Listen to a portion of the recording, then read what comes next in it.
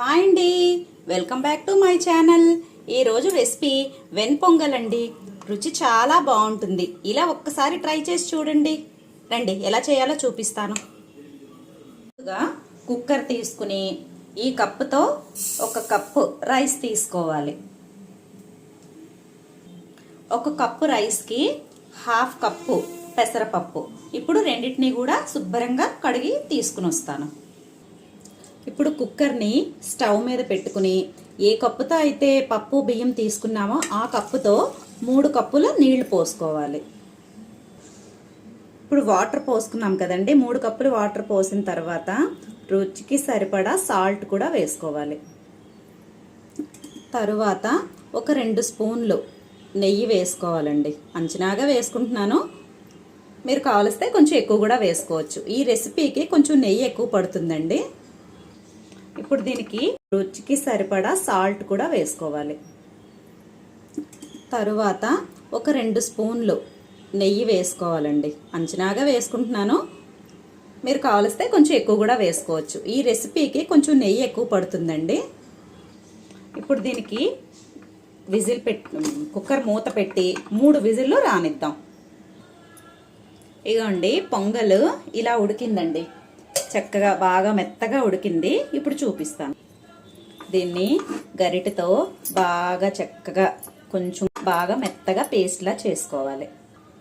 ఇగోండి ఇలా మెత్తగా ఉడికింది కదా. ఇప్పుడు దీంట్లో ఈ కప్పుతో ఒక కప్పు కాచి చల్లార్చుకున్న పాలు పోసుకోవాలి. ఇగోండి కాచి చల్లార్చుకున్న పాలు వేసిన తర్వాత ఇలా వస్తుందన్నమాట పొంగల్. ఇప్పుడు దీన్ని కొంచెం నెయ్యి వేసి పోపు వేసుకుందాం. ఇప్పుడు మళ్ళీ వేరే ప్యాన్ పెట్టుకుని దాంట్లోని కొంచెంగా నెయ్యి పోసుకోవాలండి. నెయ్యి ఎక్కువే పడుతుంది, నేను ముందుగానే చెప్పాను. దీనికి నెయ్యే టేస్ట్ వస్తుందండి. నెయ్యి కొంచెం వేడైందండి. ఒక 2 స్పూన్లు జీలకర్ర, ఇగోండి మిరియాలు, ఒక హాఫ్ స్పూను అల్లం తురుము, 4 పచ్చిమిర్చి చీలికలుగా చేసుకునేవి, ఇంకా కాసిన జీడిపప్పులు, ఇంకా ఇంగువ, కొంచెంగా కరివేపాకు వేసుకుని అది కొంచెంగా వేయించుకోవాలి. ఈ పొంగల్కి ఇంగువ పోపు మంచి రుచి ఇస్తుందండి.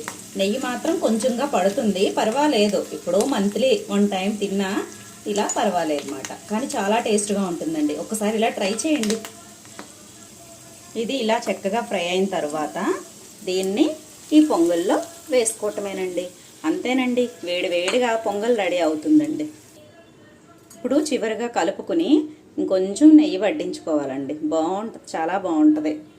అంతేనండి, వేడివేడిగా వెన్పొంగల్ రెడీ అనండి. ఈ వీడియో కనుక మీకు నచ్చినట్టయితే లైక్ చేయండి, షేర్ చేయండి, సబ్స్క్రైబ్ చేసుకోండి. Thank you.